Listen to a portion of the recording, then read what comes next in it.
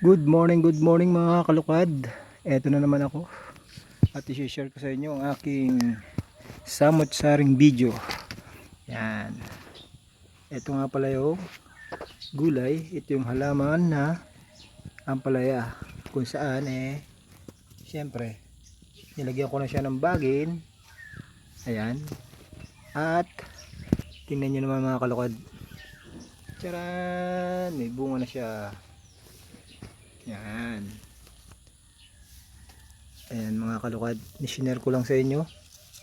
At mamaya ililinisan ko na siya kasi ngayon lang ako nabakante sa akin paglulukad. Kaya ayan, madamo na. Kita niya madamo na siya.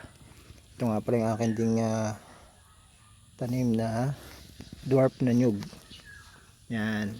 So ganyan lang mga kalukad, sinishare ko lang sa inyo. Yan yung aking ampalaya. Yan, di ba?